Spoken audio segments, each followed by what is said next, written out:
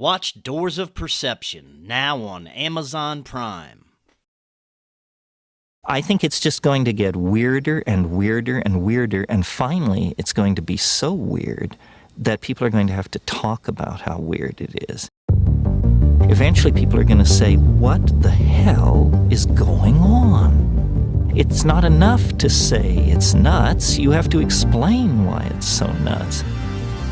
The invention of artificial life, the cloning of human beings, possible contact with extraterrestrials, the systems which are in place to keep the world sane are utterly inadequate to the forces that have been unleashed. Welcome back to Forbidden Knowledge News. I'm your host, Chris Matthew. Today my guest is Heidi Love. First, if you have made donations to help with production of our upcoming film and you've not heard back from me personally, please email me forbiddenknowledgenews@gmail.com. If you donated $50 or more, we have gifts for you. If you haven't heard, the other day I was hit by a drunk driver which totaled my car. I'm thankfully okay, but the vehicle is our primary travel vehicle and it's out of commission.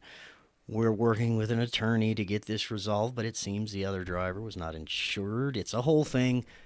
It causes a very painful delay in production, among other things. So we are continuing our fundraiser for a bit. If you make a donation of $50 or more, you're going to get downloads of both of the films. You're going to get a PDF of a warning from history and the audiobook version, as well as a one-on-one discussion with myself or a podcast. Anything is greatly appreciated. We have links for you right in the description. Be sure to also watch my film, Doors of Perception. It's available now on Amazon Prime.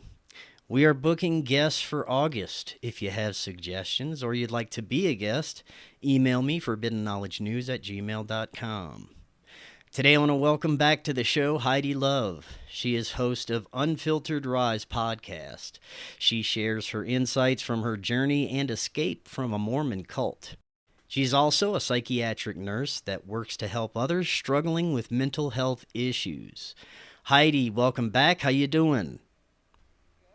Good. I'm excited to be here. We were talking a little before we were deciding what to do, and I made this great presentation, and you're going to be the first one on the revamp of this. Oh, excellent. So. I can't wait. This is such a fun topic. It's also a very concerning and frightening topic at times. It relates to the channeling of entities that are known as the Nine.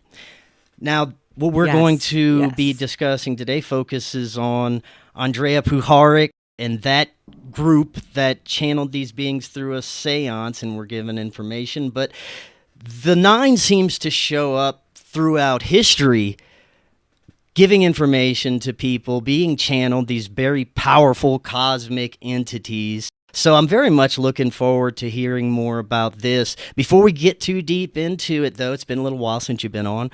Remind the audience a little bit about yourself and let them know where they can find you.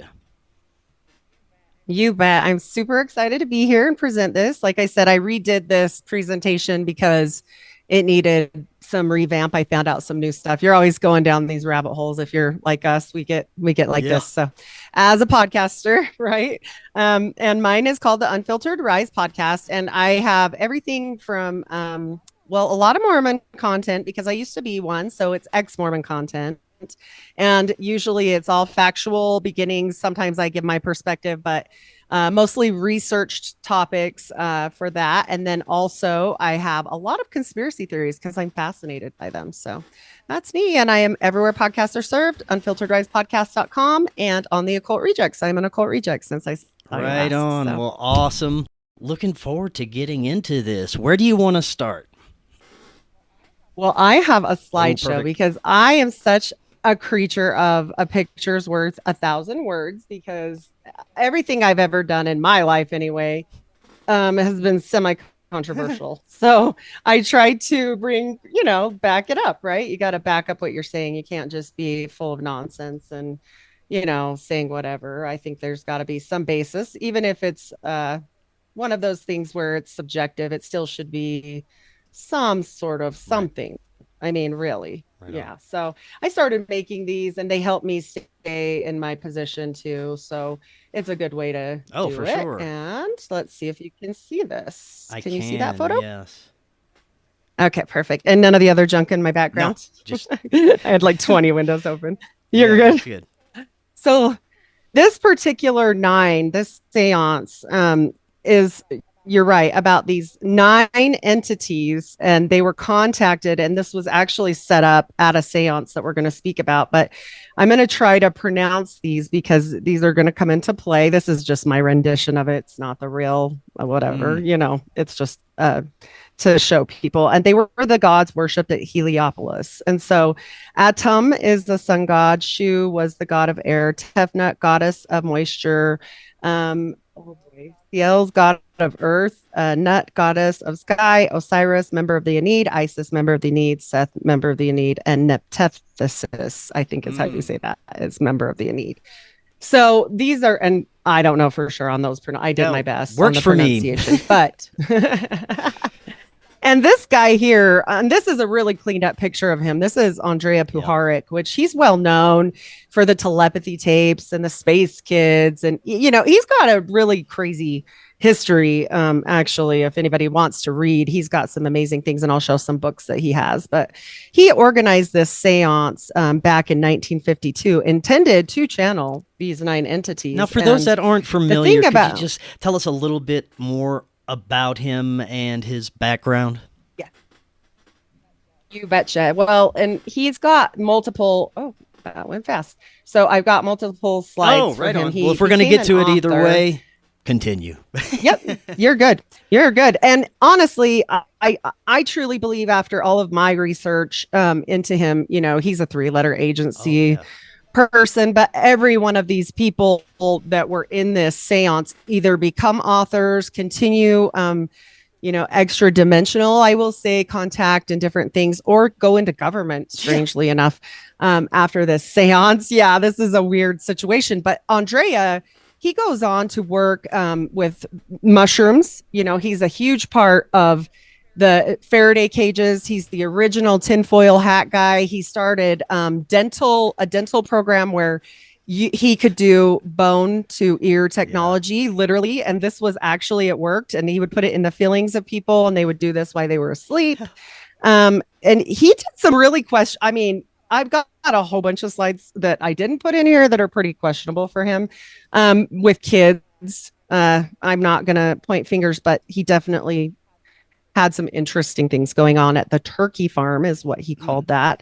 But this was where the kids were. And there's one particular gal that gives her message. And I think I have a slide of her as well. But it talks about the different things he was searching out for people with natural born spiritual abilities, we'll say. And she was one of those people. And she's really, her situation is really sad now. If you do go to her website, it's a little bit of a situation, and it was sad. So, but he did serve as the captain at Edgewood Arsenal, working on these hallucinogenic drugs. Like I said, he's looking for this psychic ability. These are multiple books that he has written, including, the telepathy studies he did. And his studies have now actually been declassified. And so they're real.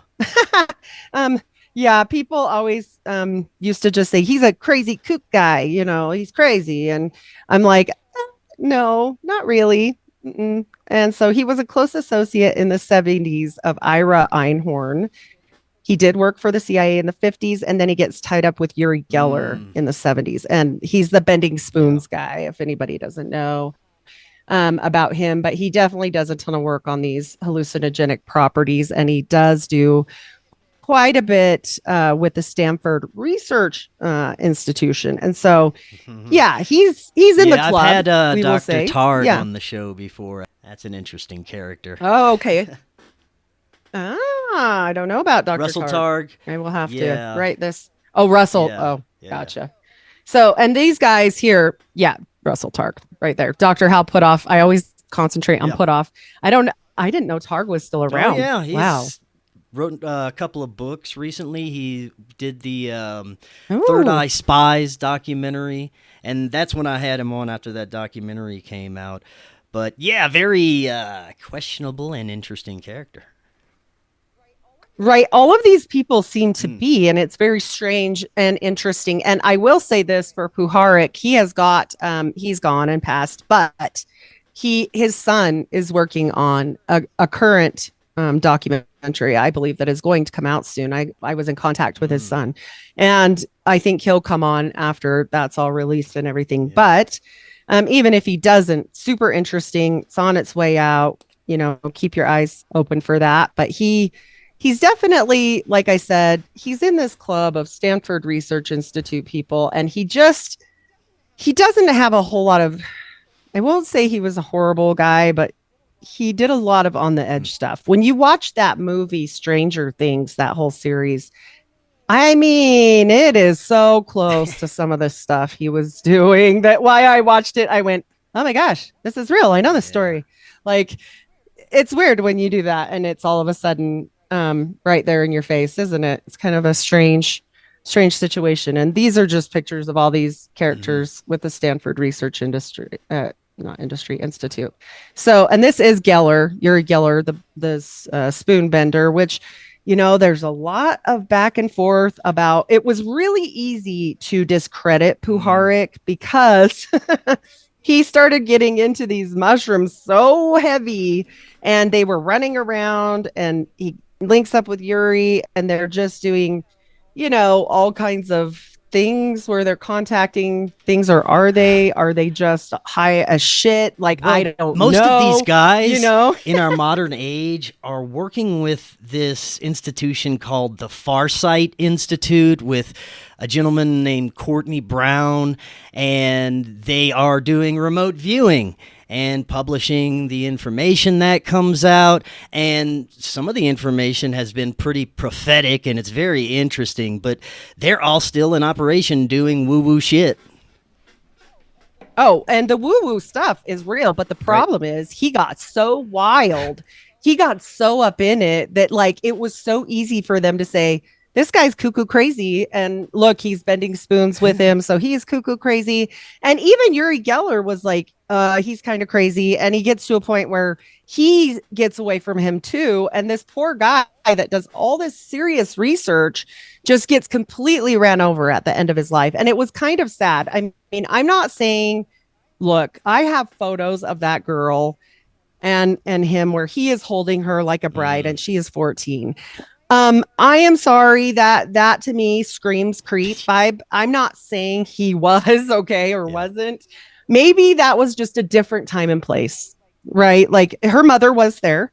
But these kids that would go live on this quote unquote turkey farm in his house, they would be put up in his area, and then they would turn around and they would get them there, and then they would say, hey, you have to pay for your room and board here. And he would kind of make money off of them and stuff. So it was a little dirty. And then he took her on tour. I don't know if you know this, clear to like see the Queen and all kinds of wild shit. I'm going to be doing more on the Space Kids, but it doesn't particularly tie in to this specific one, but I like to mention it because it is a vast, like, we could have 20 different podcasters doing stuff on this, and it would be, it would still be so much left for every single one of us, right? Like, one person could do one section of his life, another section. But it was sad because, like Tesla, what did they do to him at the end? And I'm not saying he didn't maybe deserve it. Like, I don't know what was happening with those kids. I do know that girl that I keep mentioning, she's in a satanic rock band now. She's like super into Satanism, like weird shit.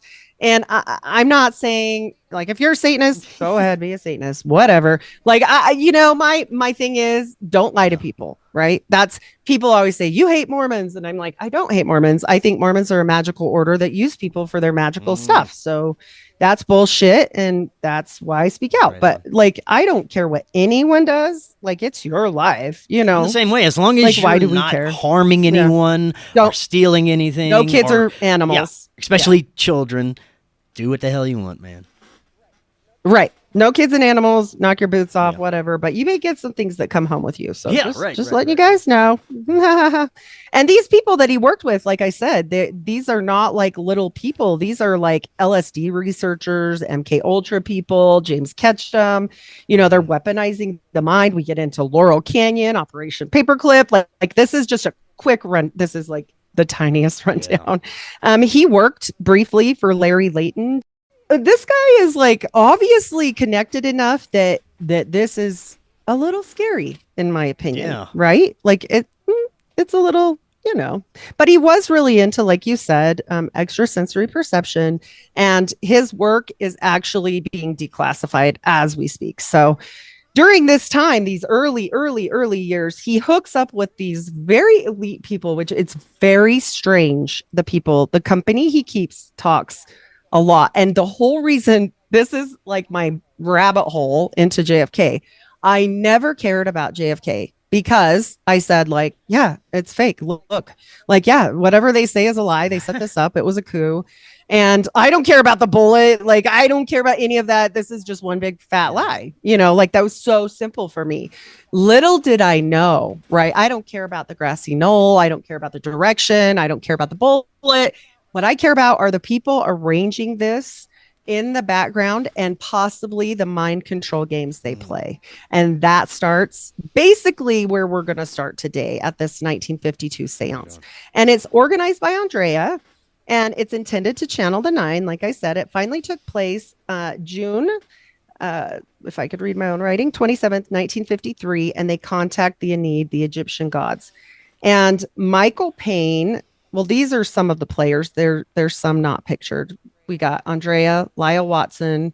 I'm going to explain who all these people are. Alice Astor, Arthur Young, Ruth Forbes Payne. Now, it is important to have her middle name in there, and you guys will see why later.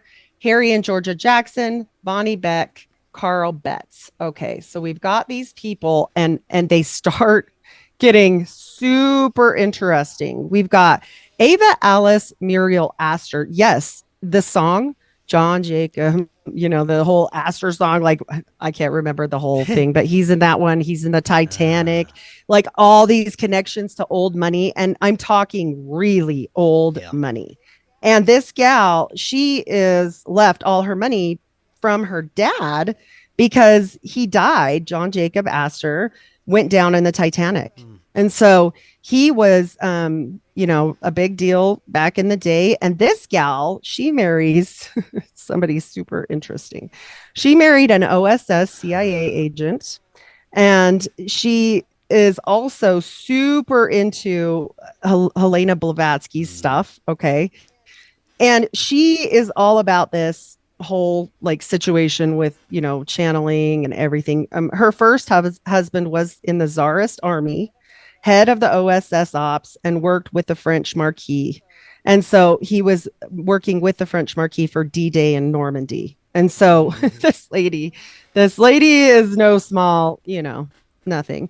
Funny enough, you know, there seems to be always a trail of death, right? Like we see usually a sacrifice of some sort, if I may call it as such. And she is the one. She suddenly dies in her sleep for no apparent reason right after this happens. So she dies July 18th, 1956. And so this is right after, you know, the seance, pretty much a couple years later. She just drops dead in her sleep.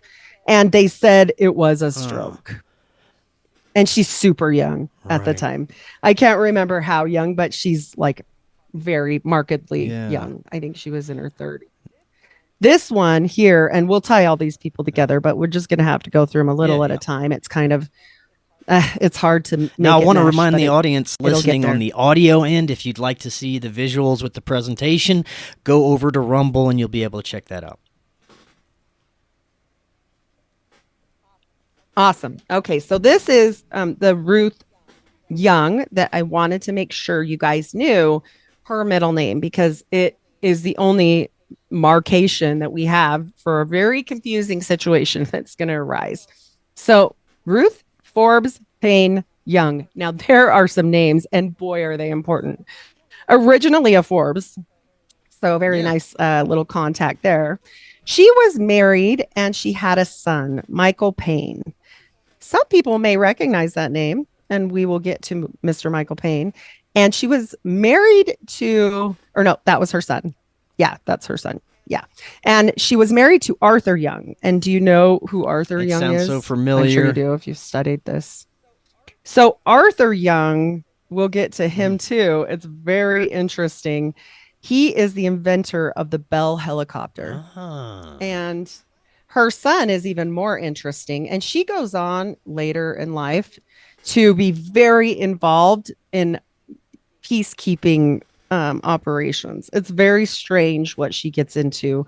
Very much New World Order type of behavior stuff. And Wow. it gets very weird with her as well. And she just starts this all of a sudden after her husband drops out of like normal society business world. She kind of picks it up. So it was like they almost switched sides in a way. It was strange. And then let's go to it's out of order. Her husband, Arthur M. Young, here he is when he's young, inventor of the Bell helicopter. After this whole situation, he does quite the opposite. He drops out of society and he starts writing books on woo-woo stuff. Right. So he writes the Bell notes and he gets really into like alternative woo-woo, channeling. So obviously this made a huge impact on his life. This is him with the prototype for a helicopter. This is an early drone, I dare say. Yeah. I mean, that's kind of what it looks like. But he was this big inventor, and he also wrote this book. And this, boy, guys, if you want to know some things, I think they found out some things that they didn't talk about at this seance. The geometry of meaning. And what does John Dee talk about? Oh, he talks about how numbers are the language of God, right? It's so interesting And how it's many of really- these that were involved either end up going into aerospace or major technology companies. Oh, so wild. And look at the stuff that he's writing afterward. The reflexive universe. What? Like, I haven't had a chance to read this yet, and I'm going to be doing a deeper dive on Arthur Young because he is fascinating to me at this point.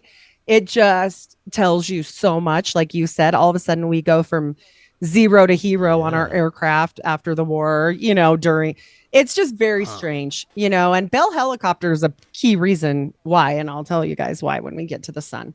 It's not his son, it's her son. But nevertheless, he helps raise him. So, he goes through the same situation like raising.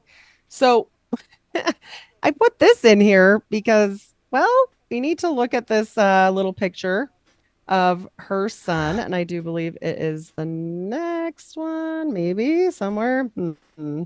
Well, I thought I had a picture of Michael Young, but he ends up working at Bell Helicopter because of Arthur, right? He gets him a job there. And he is not here at the seance. I just want to bring that up. But he is intricately important with this knowledge. We're talking about knowledge gleaned from this whole situation. He gets him this job and he didn't have the security clearance for it. He just got in because of his stepdad being the inventor, basically, right? Like he's the guy, so let him in.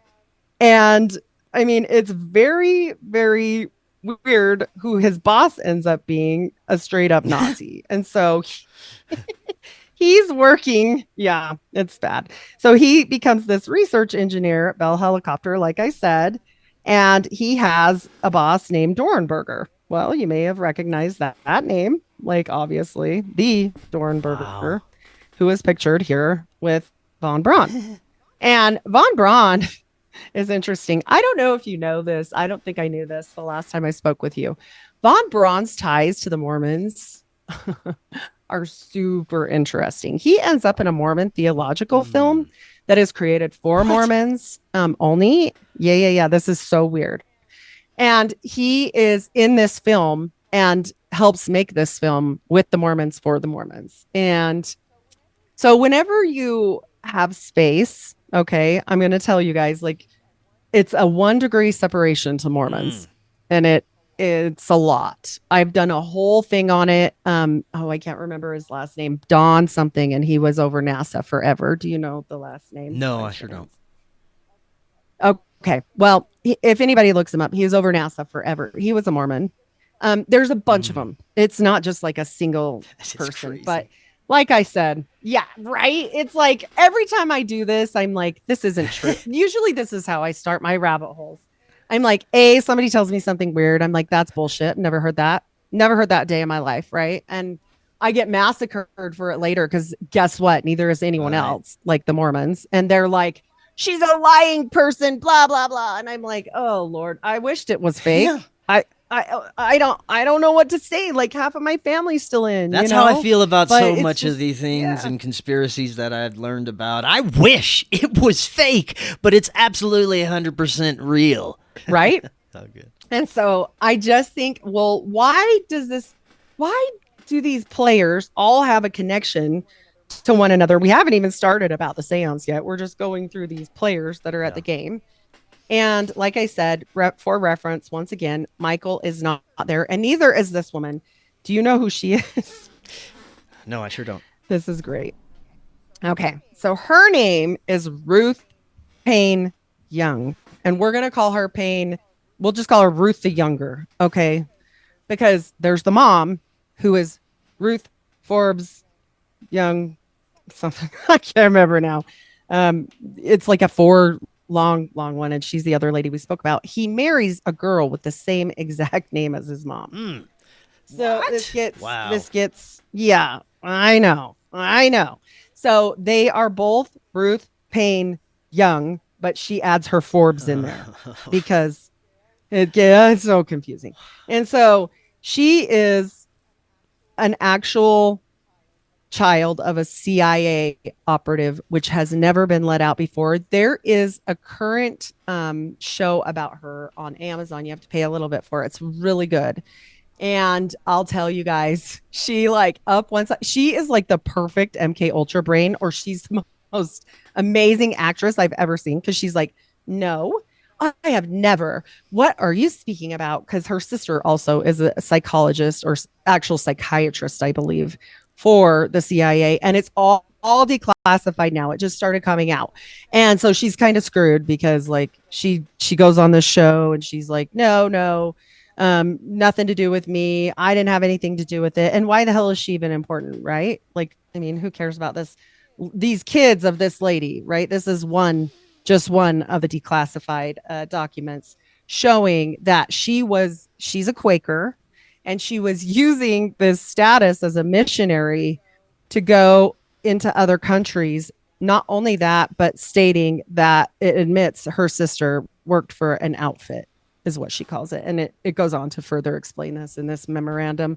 If you guys want to read every word you can, I just put it in here to prove, hey, they're out there. There's many more pages of this, but yeah, it's real.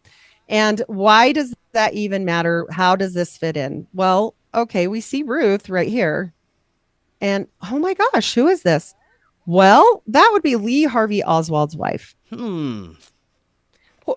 So we're going to get into a situation here with poor, and I do say poor Lee Harvey Oswald, because he is surrounded, and I mean surrounded. And it starts from this seance on with people that are just completely absorbed into a complete situation of getting rid of JFK.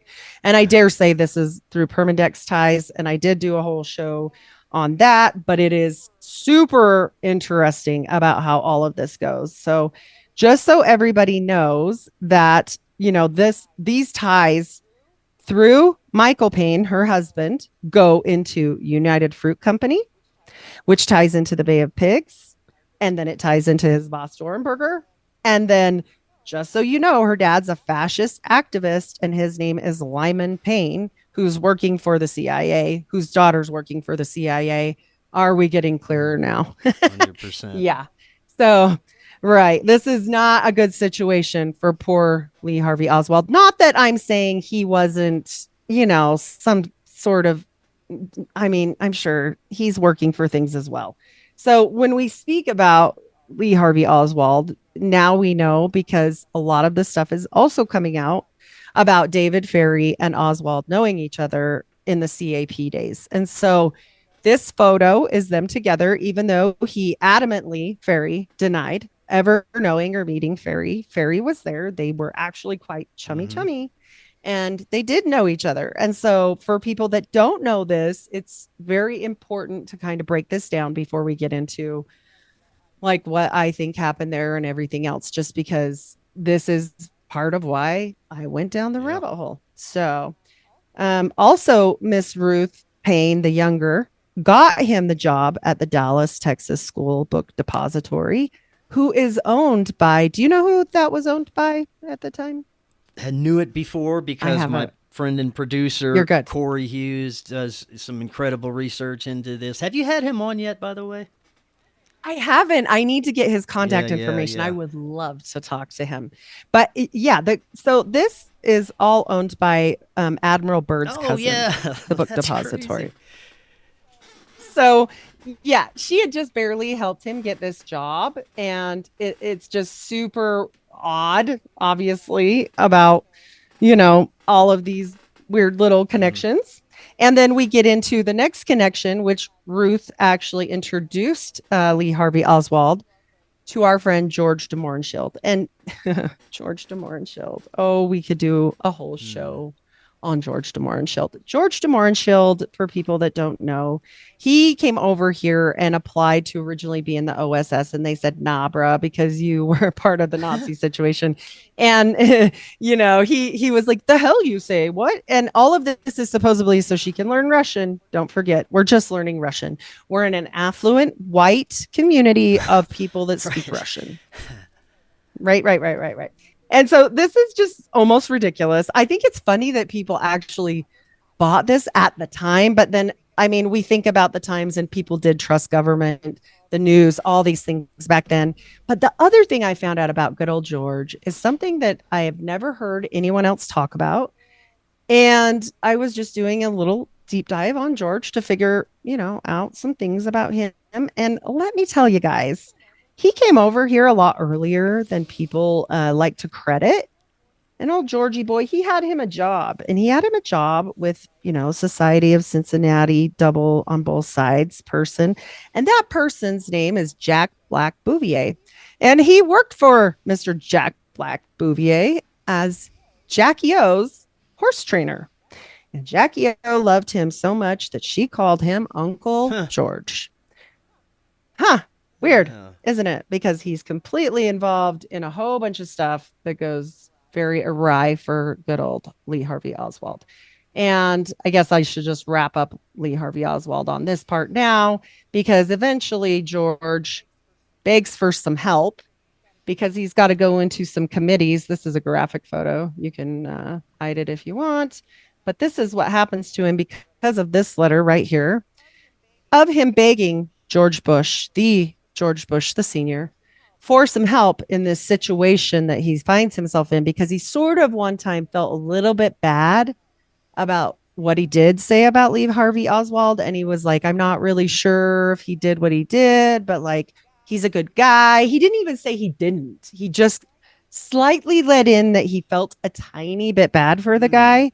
And all of a sudden finds himself, called up to these committees where people are disappearing every time somebody gets called, by the way. They find him in barrels. They don't find him at all. Like, it just gets messy.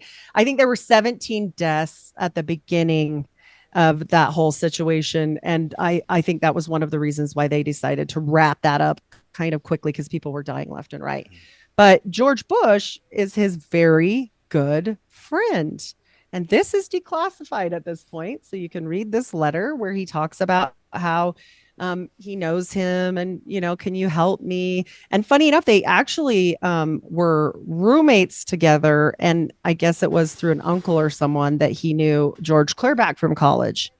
And so it's a twisted web we weave when we speak about all these people that come up extremely important at a later point. And I think it was 4 days later, George decided he didn't want to be on the earth anymore. So he's not. There's some graphic pictures there of that and what happened to him. He was shot. I believe it was with a shotgun, and I believe it was more than once, but it was very messy and lots of very strange and unusual things. I think if I remember correctly, now I don't have my other notes right here. I think they actually ended up killing his kids. It's really sad. It's not good at all. Oh, there's Michael. I knew I put that picture in there. I was like, where did that go? And there is a very handsome picture of his boss, Dornberger. Oh boy. And so, yeah, still got his Nazi little mustache then. I do find it interesting, and I like people to understand this connection through Dornberger to von Braun because of the space situation that we have at hand, which is probably what got JFK the stamp of approval. Maybe there were more reasons than there were more reasons than one why he needed to leave, and actually Bobby was the reason, one of them, but that was on a different edge of things. When people say the mob did it, or the government did it, or this or that, yes is the answer. Yeah. I'm fascinated by the level of intricacy, the layers. When you said it's a web, that's an understatement. There seems to be layers upon layers. There's compartmentalization. There's people involved that don't know what the other person is doing, and it seems to be so well thought out and put together. I wonder how just humans alone could have put everything together, and that is just for the JFK assassination. You look at all these other operations, and maybe they weren't alone. Yeah, I think we're going to get to that. It's so good. And 2 weeks after this particular photo was taken, about going to space, and they were going to join with the Russians. A lot of people don't know this, and heads up, Dark Journalist, for this information.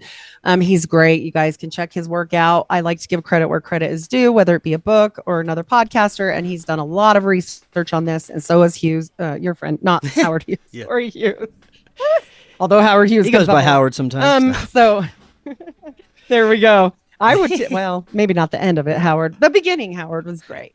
And just shortly after this was taken with von Braun, that is when JFK is no longer on this earth. So, there is some hostility, if you want to even call it that. I would say angst, anger, hatred, put in any kind of word you want for the Russians, okay, with the Nazis. The Nazis hated the Russians because we would not have won that war without them. First of all, the Russians get skipped on a lot. More Russians died than anybody in that war, including victims. And so people can look this up, but this was like a brutal war. And half of the Nazis went to Russia and half of the Nazis came here with paperclip. Well, there was fights over the best and brightest and different things. But, von Braun was extremely upset when he found out that they were going to give some of this knowledge that he personally was bringing to the table to Russia. Like, he was like, you traitor, like, that is insane.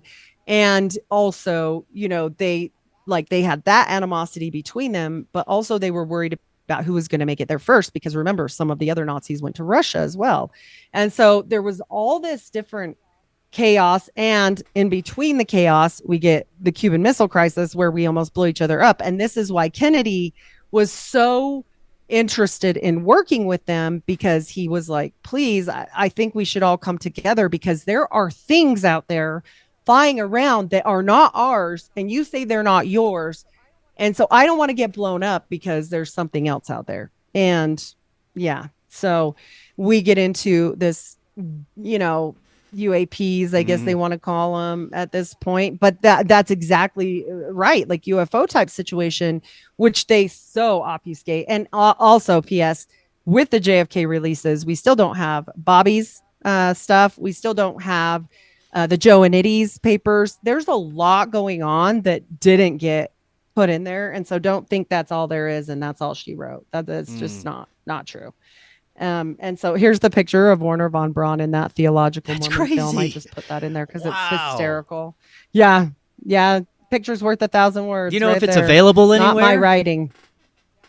That I do not know. That would actually be super interesting to know, because I mean, probably extremely difficult to find if it is. Yeah. I couldn't even find the name of it. It just said theological film. And so I'm like, okay, there's something up with that, Yeah. And then we've got Joe, and these problems with Daddy-O. Dad, the sins of the father, right? This gets into so much. I'm gonna eventually do a Joe episode. I've done an episode. I think I've done 4 different ones now. I've done JFK, RFK, Jackie O, and there was one more, but and then a Permindex one on top of it, because all of this is so interesting. But Joseph Kennedy, he was not able to become president the senior because he was so sympathetic to Nazi ideology and he actively promoted it. Okay. And he was anti Semitic and anti communism. And it led him to view this Hitler solution as these world problems, as noted when he was over as the ambassador in Great Britain, which people don't talk about. The family lived there. Like when JFK was little, like that's where they lived. Like this wasn't, these kids were born and bred for this, honestly. And at the same time, he is making money when no one else is, okay, during the war. And, people talk about, well, speaking of Permindex, his little, bootlegging operation. We'll just call it that. There's not 100% proof for that I can see. There's a lot of speculation. But like I said, at some point now, he has been checked off the list for future president because literally they called him a Nazi sympathizer. And so he is breeding Joseph Kennedy Jr., senior is, and his admiration for the regime and Hitler and everything. And we've got this stuff going on. And then you see the Mormons pop up and you're like, well, why the hell would the Mormons pop up? Look, you guys, the Mormons pop up because of the pure and simple fact that we back then, and I say we Mormons, had the same ideology as the Nazis did. They were very against races. They just were. I don't know how else to say it. Yeah, it's unfortunate, but that's just the truth. And so, yeah, anyway, we will leave that for just a moment. We'll hold on to that and get back to some of these other little players and at the ball. We'll call it actually at the Roundtable Foundation, which is what they end up calling it. So that's very interesting. But this lady here, she wasn't there, but it's very interesting of who is she? Like, why is this? And do you know who the man is in the photo? Dulles? Alan Dulles. Yeah. It is. And this is Alan Dulles's girlfriend, and her name is Mary Bancroft. But Mary Bancroft is tied into the twisted web of lies and things we weave by Ruth the Older. Ruth the Older is her very best friend in the world. Right. Super interesting. So the other people that were there, they go on as well. Vonnie Beck, she is a suspected pilot for the U.S. Navy. You cannot prove anything on her. She was really hard to vet. There were different interesting thoughts about her and different stuff. I couldn't find any actual solid real life proof of like who she was. And that's weird because anytime we find that, we know we're missing something, right? We know that there's something that they don't want you to know because of that fact. And so she's, like I said, hard to pinpoint. We got Lyle Watson, and he's kind of this weird, I think I have a photo of him, alternative scene guru guy. He's very strange looking, but here he is. He's this author. He doesn't look so odd here, but he gets into this woo-woo about how plants have feelings.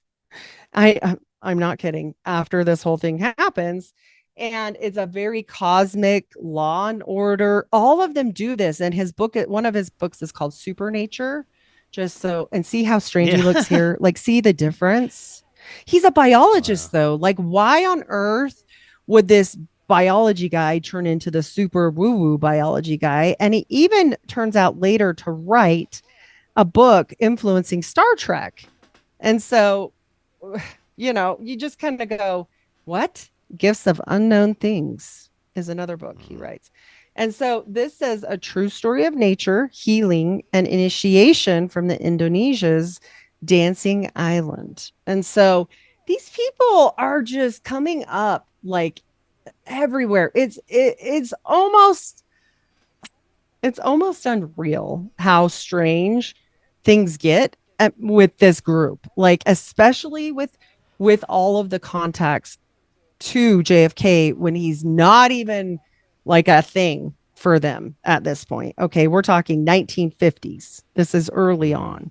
And so we've got all of these key players. And like I said, they form this, foundation, the Round Table Foundation. And that I do not have this in my notes, but it becomes that I found it in one of my research articles and I meant to write it down, but it also has a very interesting namesake. And so if people want to look that up, not only for King Arthur, but there was something else. And I can't quite remember off the top of my tongue, but I'll think about it. But it had something else to do with government once again.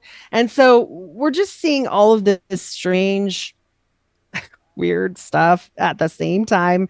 Like I said, this foundation is they get this lab by the sea and they use this donated barn. Okay.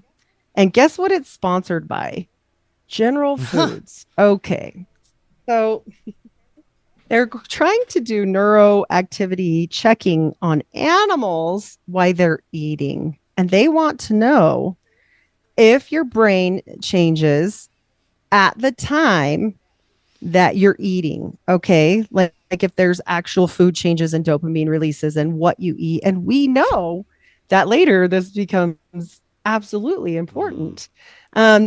So very interesting there. General Foods is also going to come up at Watergate. And I'll just say that now.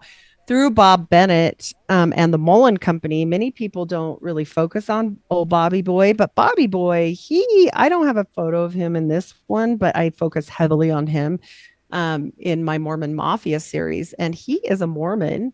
He is a senator from Utah. He is also not just a Mormon. He is a Mormon elite. When I say he is the grandson of Heber J. Grant. Well, Heber J. Grant actually went to Nazi Germany during the Olympics, and I have photos of him underneath a swastika flag eating, and his right-hand man, Reuben, I can't remember his last name right now. I'll think of it in a moment, but he gets so into this that he kind of gets in trouble because they're doing the whole Heil Hitler. And Mormons were one of the few people that were not persecuted in Nazi Germany, just FYI. They left them alone. And also, they become an integral piece to why genealogy gets mainstreamed by the Mormons, for the Mormons, through Howard Hughes, through another man named Bill Gay. And he does this with connections through, big surprise, the CIA and those cards from the IBM. And IBM is really fascinating because on the head of IBM, this board, not part of IBM, they're really good to mention this because if you Google, was this lady a part of IBM? They will say, nope. Oh, okay, cool. She sat on the board. She wasn't a part of the company, but it's Bill Gates' mother. People skip her a lot because they're so focused on the eugenics side of dad that they just miss the fact that mommy was right there along with. And these cards get turned over with the okay from IBM, with the okay of the CIA, declassified briefs on all of this to William Gay, who is running Howard Hughes's empire for a big part of his life. And he starts putting all this genealogy uploaded into computers, which is super interesting with what we know about, supercomputers and things telling us about supercomputers, like, digging trolls underneath your house. And that's how the supercomputer got invented. Like, just so people know, Seymour Cray. And if people think I'm full of shit, like I thought the same thing. Like I literally said, that's ridiculous. What? Look it up. It's well, not only do these people tell you the desired outcomes and agendas through previous literature and papers and release documents, but if you just step back and look at the progression of events, you start to get a picture of where they want things to go and how they want it to occur. Oh, you led me into my next piece of work, and maybe you know this already. I don't know. Did you, or was that awesome coincidence? Awesome coincidence. Awesome. Well, this piece of literature was written well before JFK was ever born, and this is called The Cloud That Lifted. And his name is Maurice. Oh my gosh, I'm not sure. I'll do my best. Maeterlinck, maybe Maeterlinck. And he wrote a book all about the assassination of a president orchestrated by a group of people that were doing all kinds of woo-woo stuff. And yeah, it's like almost word for word, like literally on a grassy knoll. There's wow. So many. It's bananas. Yeah. Like it's not a little bit. It's not just like the king ritual. It's literal. It's weird. And so people can look that up, and it's a really fascinating thing. He wrote one other book, and I wanted to throw this in here, Bluebird of Happiness, and it's all about basically Project Bluebird. And so this is about spying and making sure people are happy all the time and all this weird stuff. And it totally goes down this weird rabbit hole. I'm just saying these people get their ideas from somewhere. You're not wrong. So all of these people that got together, now we've finally gotten through all of the people. Oh, this is great and all of my tangents. Okay, good. Because sometimes it's hard for me to figure out, like, do you go through all the people first or do you break it apart? Right. That's it's great. All over the place. But yeah, so they must have either got this information from the Nine, which I speculate that they did. They met quite often through this Roundtable Foundation. They start doing a lot of things together for government, different things. It's very odd connections for people that are just supposed to be hippie woo-woos of the time, right? Well, that's because it's supposed to be. Because, we'll do a fun one. Well, the Doors' dad, he started a war, for people that don't know. This is all absolutely like... Yeah, Jim Morrison's dad. Enveloped. Yes. And so he was involved as a general in the whole accidental, we let off a bomb. And then, Japan comes. So it's very strange when you look at all of these things and people say, well, that's just a coincidence, or the mamas and the papas, or these other people, and you guys can check out Laurel Canyon stuff. I haven't done anything on it, but Cosmic Peach does a great job. And I'll tell you guys, when you start pulling it apart and you say, well, that's just a coincidence. Well, how many coincidences are we going to have before we say that's just a plan? I just think that that's super strange. I don't know. Oh, yeah. For me, I'm going, okay, this all seems pretty out there, and at the same time, we've got all of these people that come in and they're inventing things. You're right. This super awesome technology is coming through to people at this time, but also the Nine they are insanely obsessed with one specific thing. And this is where I think it's very important to explain this, and why I think Howard Hughes goes a little cuckoo later. And they want us to stop bombing the shit out of the universe. Okay. They do.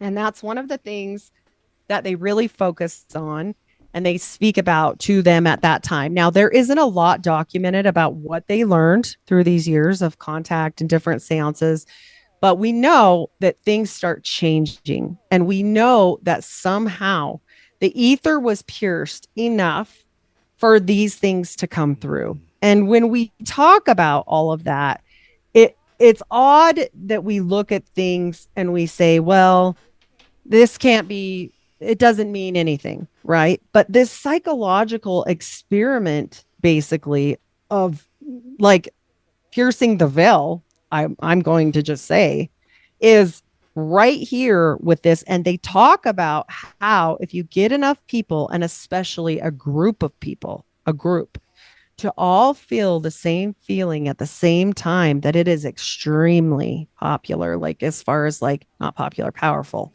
to bring part of that to fruition. Okay. So they saw this, then they've also got this, basically a speech saying, quit bombing shit. And Howard Hughes has been said to have talked to extraterrestrials as well. And the same message came through to the point where he takes one of his guys in the Age of Secrets, this book, John Meyer, that's the author. He's still alive, I think. And I mean, it's a great book. He was an insider. When I say insider, I mean, he was right there. Now, do not confuse him with Johnny Meyer. There are two. One's Meier, one's Meyer. It gets super confusing. But when we speak about this, he was put on the Atomic Energy Commission from Howard Hughes, basically bought his position into that to help that stop, because he was so concerned about what was coming through. And then if you read old things like Steiner's work, or if you read old Tesla stuff, the very things they never focus on. How often do you ever hear about Steiner? How often do you ever hear about Right. D? You know, D only got popularized because of Crowley, to be quite honest. Otherwise, his stuff would have died out too, right? We would not have any of this information. It would just be woo-woo stupid stuff. Well, that woo-woo stupid stuff was exactly what we're talking about now. It was a seance. They don't call it that. They say he was channeling, blah, blah, blah, angels, whatever. I'm sorry, guys. Like, channeling whatever it is, it always gets everyone in trouble. And you might lose your wife. Were you able to find any specific details about the channeling or quote unquote seance itself? Yes, only that it happened, and that Dr. Vinod, this Dr. Vinod was supposedly there. This India guru, was supposedly there. Well, here's the problem. They called it just high weirdness after that. This is what they call it. But I will tell you, everything for these people changed afterward. Like examining their lives after the fact is so integral that we have to look at it and say they clearly they learned something. Because what does Puharik do? He stops cutting his hair. He starts being really hippie woo. He starts getting into mushrooms and drugs. And this Vinod guy, you cannot find anything about him. Okay. There is like no way to substantiate if he's even real. Some people say he was part of their like channeling, or possibly drug. I mean, always there's drugs. Listen, people want to say Joseph Smith was on mushrooms, and people want to say Joseph Smith channeled. Yes. The answer is yes. There is, and Crowley goes through this, which is so funny. And I think it's why they demonize him so bad. Not to say he wasn't, look, he was definitely dark. Okay. I'm not saying he didn't go there, but he knew stuff, right? He knew a lot, and he loved Joseph Smith, and he hated religion. So what does that tell you, right? Like, he admired him, called him a moon child. Right. Very interesting. Born on December 23rd, P.S. No coincidence there at all. To probably a witchcraft family, but that's fine. Since I've seen you last, I found out their genealogy traces right back to Salem, Massachusetts. Interesting. Society of Cincinnati comes up huge. But all of these people change everything they're doing at this point, basically. And Puharik then goes on these wild chases, to Israel. He's out in New Mexico. He's all over the place after this. And he's definitely working with mind-altering substances after this. So we see this, if they did have something then, it exacerbated, right? And we've got that lady, don't forget, that just up and dies. First of all, where'd all her money go? Because when we're talking about Astor money, we're talking about holy shit money, right? Yeah. And so we're talking about that. We're talking about, different things that they probably found out. And we're talking, and I bring up Steiner because he definitely states there are certain things and certain motions and whatnot that can pierce the ether and let things through. But also we have to talk about levels, right? So the first people you're going to get, it's kind of like when you go to high school. My grandpa always told me, if you're friends with the first people that come up to you, you're probably going to be in trouble, because those are usually people that can't make friends with other people because they know they're up to no good. And, I kind of feel like that was a definite. Right. Yeah. And so we see all of this go on. We see the company that they keep. We see the change of direction for every single one of them.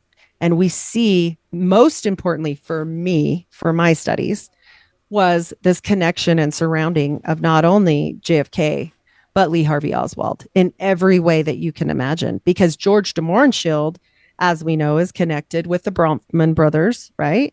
Which is connected to Seagram's, which is connected to Joe Kennedy. And also we see connections with Joe Kennedy. Now I'm going to be clear on this part. This is speculation, but the speculation connect through Onassis. And we know that Onassis is running his ships and never loses a one during the war, not a one. But there's a lot of speculation that he's running opium, through this time, and also personal stash for Joe Sr. And there were promises supposedly made with Howard Hughes, who's back and forth buying all kinds of politicians at this time, right? We see it. And I'm going, okay, what's the connection there? And immediately following Howard Hughes's death, Johnny Meyer, not John Meyer, Johnny Meyer is employed by Onassis along with many of his other Mormon friends. And I'm just going, okay. And all the Mormon friends, by the way, are connected to the CIA or FBI or some such thing. And so when we see that, you have to step back and say, is the whole world orchestrated by something that happened at that time? Fascinating thought, because, we see religions. I mean, I'll give an example. John Dee does the original workings, but then after this, we see multiple people speaking to intelligences, and Joseph Smith does call it intelligences many times, which means a demon. And he's not only just channeling, he's like pulling these things down from the ether with certain sigils. Okay. These are witchcraft items, so to speak. But however you want to label it, it wasn't by accident that they were there. Okay. They were summoned. And we see this time and time again, like Parsons, like Joseph. The Babylon working, supposedly they botched that, didn't close it out right. And now we've got these dark entities just running amok. Right, which is what I think Hughes actually was haunted by. And I think he was trying to close the door. I think he possibly made a deal with the devil. And I'll tell you why. This kind of goes into the other one, but it doesn't matter. I mean, I can show the pictures or not, but it's fine. I can tell you the info. He got arrested fairly young, in his 30s, and many people don't know about this. Howard Hughes was arrested for killing someone. Really? He hit a pedestrian. Yes. And I have the actual photo of him being arrested. And it's interesting that it does not get spoken of very often. And it makes you wonder, did he? Yep. I can even show you if you'll bear with me. I'll open that file. I found this like obscure information because I read so many books, and I'm always trying to find that smoking gun, like, whatever we can do to prove things, because it's hard to prove these things. Really, it's not easy. And I try to look for the tie that's going to be, is this real life? Like, did this really happen? Can you prove it? And so with this arrest, I often wonder, did he make a deal with the devil to get out of trouble at that time? Not only that, but this is his arrest here. And I actually have the date somewhere, but I could probably Google it. It is knowledge if you know what to say. It's really not that hard to find. And all of a sudden, the pedestrian on the side of the road that saw it, he said, at first they were like, he was erratic, he was drunk, blah, blah, blah. And all of a sudden he changes his tune. And so he walked from this. Okay. So fatal car accident on July 11th, 1936. Hughes struck and killed pedestrian Gabriel S. Meyer. Meyer. Super interesting. And this is easy. If you guys Google it, it'll come right up. It even says it was on the corner of 3rd Street and Lorraine in LA, blah, blah, blah. And they took him to the hospital. But this witness said he was going too fast. He was driving erratic. He's booked on suspicion of negligent homicide and held overnight. So we see this, and it's when he's fairly younger, right? And then all of a sudden we see this drastic change in Howard Hughes not too long after this. It really makes one wonder what happened there. Yeah. You know, did somebody approach him and say, "Hey, you want to get out of jail free card? You know, you got to play the game. Play. You got to be in with us because I'll tell you guys like and I have some stuff on a guy that we can probably let me double check that we might be able to cross over into this Mormon mafia just a little bit. But this other guy that they tortured, basically, if you're not in the club, it's very interesting what happens to you because there is a Mormon guy that figured out all of Tesla's work and he like showed the experiments on it and everything. And then all of a sudden, you know, his life was made complete shambles. So we see this time and time again with the people that won't play the game. Yeah. You know, I don't think that there's any question on the fact that is it all my only question in it all is it all orchestrated, right? Is everything That's the big orchestrated? question because like I was saying earlier, it seems too intricate. There's too many pieces that fit together and work to the benefit of these parasites.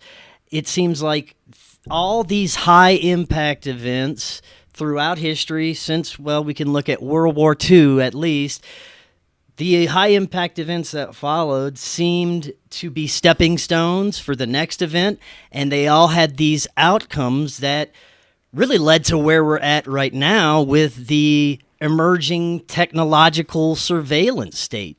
Not only that, but Bluebeam, yeah. right? Project Bluebeam. You know, technology and the occult has always been intertwined, especially if you have eyes to see all the corporate logos, the mythology that goes into some of these tech companies and their ideologies.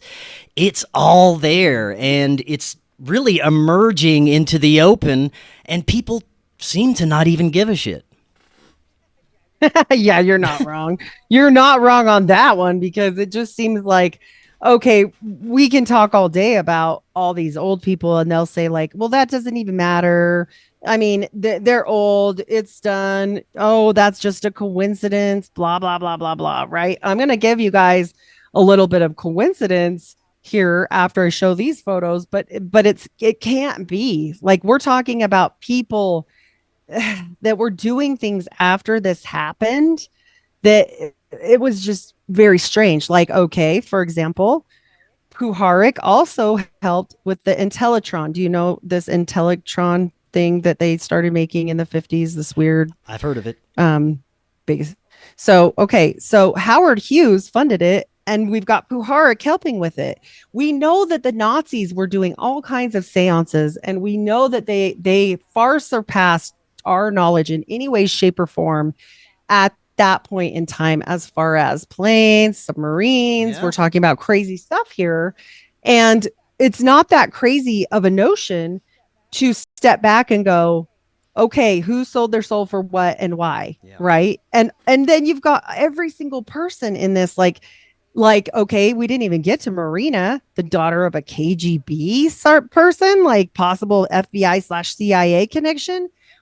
Every single person is in the government in this story and nobody bats an eye.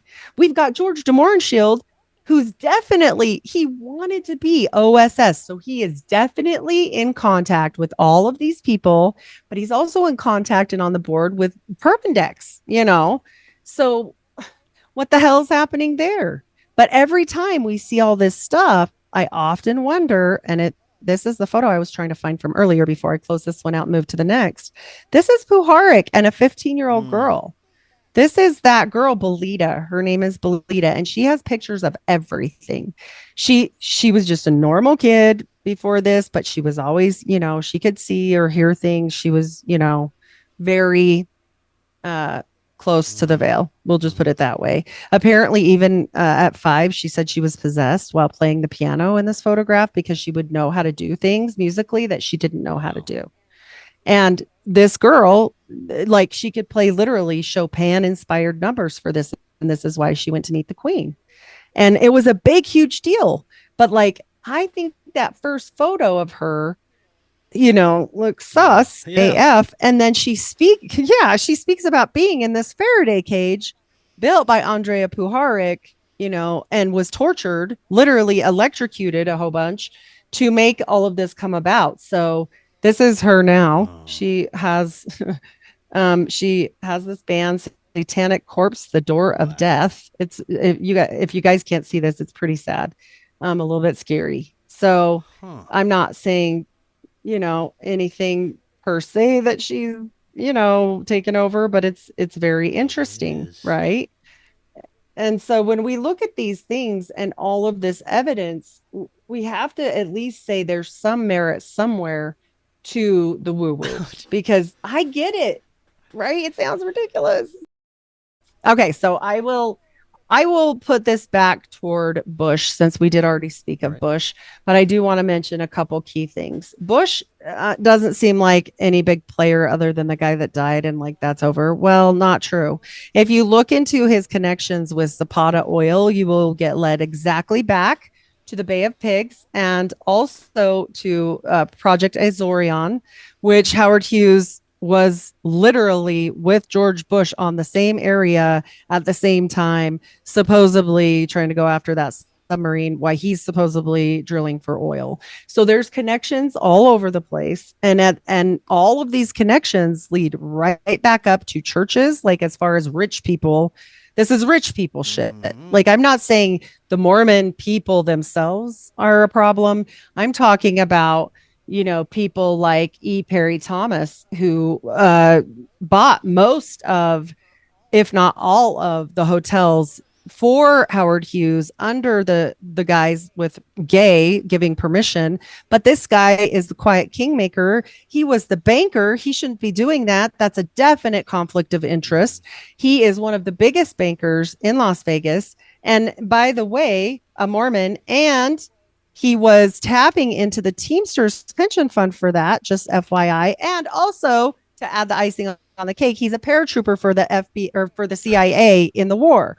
So, like, come on, like, that's too Yeah. much, Oh too man. much. And he knows Steve Wynn and was financed by he was financed as well by E. Perry Thomas, and he was said to be his fifth son. That they were so close, he was like a son.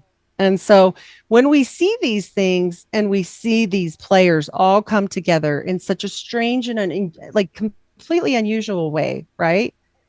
It's Mm-hmm. odd. But like, even this, so people know, like, as far as where the technology goes and what happens, we know Skunkworks comes about, right? And Howard Hughes is a big part of all of that. But just so you guys know, Ben Rich, a pioneer in stealth technology, propelled the US Air Force to supremacy through Skunkworks as their president, and he is a Mormon. Please tell me why they're everywhere. And when they talk about Howard Hughes's aides, quote Mm. unquote, no, these were people running his company, and they became prominent, extremely important businessmen afterward and continue to this day. In fact, if you guys watch The Real Housewives of Salt Lake City, you'll know the name Heather Gay, because Heather Gay is his daughter in law. And this is a photo of her right here. And this is his son's son. So, yeah, the Mm. wife. These people, even in your reality shows, are so placed perfectly for a reason. So do not think for 1 second that the world is not a It stage. 100% I'm just is. saying. I was talking with Michael Hoffman the other day, and we were discussing what we're touching on earlier, how it seems like there's some greater force that is assisting orchestrate all of these events. And he speculates the possibility that, yes, they've made contact with something, some kind of energy or intelligence that they basically surf Yeah. off of, and it propels their agenda and connects everything and causes these weird synchronicities, which I find very interesting.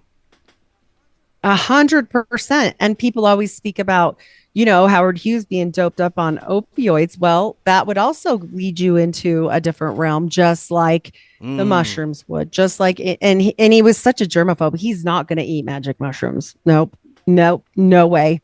And so we see these people change their whole personality, right? We see them completely evolve into other people basically. And to this day, just so people know, and this is probably why the Joanides files didn't get released, because there are people that are currently to this day extremely important and very good friends. Like old Richard Nixon was super close to President Trump, and President Trump had connections through Roy Cohn and actually owned one of international it was Resorts International that he owned for some time, and had his own hotel just like Howard Hughes, hiding all this stuff. And what was it called? The Atlantis. So not only the above but the below. I do believe a lot of this has to go into Casey, which, you know, I haven't done a full deep dive there, but I will tell you this. Casey talks about a magic rock, and that has my interest peaked. Yeah. Right. That magic rock, by the way, lapis lazuli is what it was made out of, supposedly, was exactly what Onassis's fireplace and a whole bunch of his things were made on his big, huge yacht, the Christina. Right. And so I'm just telling you guys enough things to show you, like, whoa, on the connections. And it isn't just political. Yeah. We are talking about entities, honestly. You know, we can't prove what was said or whatever, but we can prove the direction of their research and the change of their trajectory after that happened, period. Yeah. We've got some lady that had nothing to do with government all of a sudden being a huge part of, you know, like NWO stuff. Like, what is it? Why? What is happening there? Yeah. 100%. You always hear about these tech guys, these nerd dorks trying to destroy the planet by opening wormholes, and they're all microdosing and doing psychedelics as well. So it seems to me that they are utilizing this as a kind of mediation or communication tool with whatever the hell that is. Well, look at Elon, for heaven's sakes. And to mention Elon, just FYI, for those that don't know, he grew up so close to Netanyahu that he called him uncle. Yeah, that's from his own dad's mouth.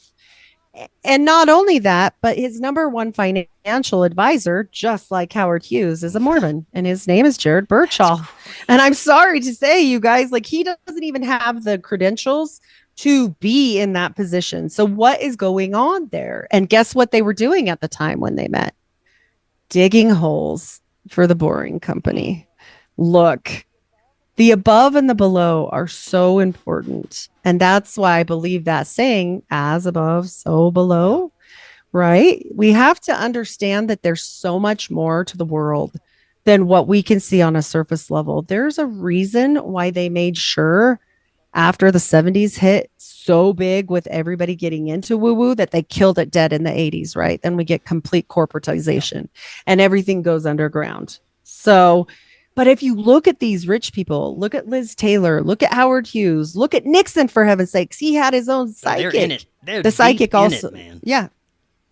He said for the psychic told him to tell Donald Trump to run for president because he'd win.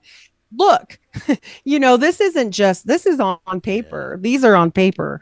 And he speaks of the aliens too. Like E. Howard Hunt does. All of these people talk about Watergate being about that, you know. I don't know. And when we speak about these things, I find it, and this will be my last little piece, I find it interesting that we know there's a lot of reference to keys, okay, when we speak about this stuff. And you'll always hear like the keys of Atlantis, right? The keys of knowledge, the keys. Well, the Mormons have always long said that they have the true form of masonry and that they have the true keys, okay? Yeah. And right now, during this time, we're seeing this huge chess game that's coming kind of to an end, or a poker game might be better because there's more players. And people are starting to put their hands out on the table, like the Mormons buying Westminster Abbey, because that just happened. Look that one up. Like the Mormons being able to build down the street from the Vatican in 2018, one of their sacred temples that they've never been able to do that before. Like them being in close with the Pope and shaking the statue of St. Peter's hand in a Masonic grip. Look, these people know some stuff, but the clincher is, for me, for the Mormons, is the Salt Lake City temple is being renovated right now. And they took out something that was really important to the people, which was called the Fountain of Living Waters. And it was a representation to them with Joseph Smith as a whole, it's a religious thing. So it was important to them. And it's always been there. Well, they took it out to recreate a new layout for the grounds. And it looks identical to the Vatican's now. And it looks like a keyhole. And it is so identical. I mean, it's identical. And then I started looking up, I was just randomly looking up the keyhole and logos. You mentioned those earlier. And I found an old logo of the Onassis Foundation. And I'll be darned if it isn't identically the same. When people say the one world order is coming, I have news for you guys. It's here. And, there's a lot of different quotes about this and about communism. And one of the quotes is, "We won't have to go to war with your children. We'll feed them communism bit by bit. And before you know it," and this was Hegel, "it'll be there in your children." Well, and look at the message that the extraterrestrials gave us. They don't want us to use nukes and blow us up anymore. So we get technology to mind control the masses. We don't have to use that kind of force anymore. They'll just be all under the control of the parasites anyway. Well, and 100%. Look at what they can do with a meme. Look at the Keck meme. Such a small, dumb thing. Like, I remember thinking, this is so stupid until about toads. Joseph Smith spoke about toads. But yeah, like this esoteric knowledge, and that is what it is. This mystery school, Mystery Babylon, continued throughout the ages. And I don't care if you think that, some of it was presented by a shill or not. You might want to listen. Yes. 100%. They have to tell truth with the lies, or it doesn't make any sense. Right. So watch your intention, because even our words, where do words come from? They're Babylonian. Yeah, our spelling, our words come a lot from there. And why is that? Well, because it's a sigil, right? Watch yourself. Yes, this was excellent information. Heidi, thank you so much. Can't wait to get further into the Mormon Mafia. We can do that next time. So before we close out, remind the audience one more time how they can find all your content. Absolutely. Thanks so much again for having me on. I love talking about this stuff because my husband's over it and nobody wants to hear it at my house, you guys. My audience appreciates it. Thank you. Yes. It's a fun rabbit hole, and we can get into Watergate and everything next time, actually. The Mormons are tied up in all of it, and they definitely were not just nursemaids. So if you guys want to check out a little preview of it, my episodes are always different. So even if I come on again, it will be revamped because we're constantly finding out new information. But I do have 1, 2, 3, and 4 Mormon Mafia on my podcast, and you will see different little rabbit holes I went down, which have evolved. So I'm always glad to be able to come on and speak again. Again, find me at any of your favorite pod chasers, unfilteredrisespodcast.com. If you do not want to go to a pod chaser, and YouTube gets lacked on. Look, guys, I do it maybe once a week, or I put the lives on there that I'm a part of because they hate my stuff and I get dinged and I don't want to lose my channel. So right on. Well, Heidi, thank you so much. We'll definitely be doing this again. Until next time, everyone, have an excellent evening. We will talk again tomorrow.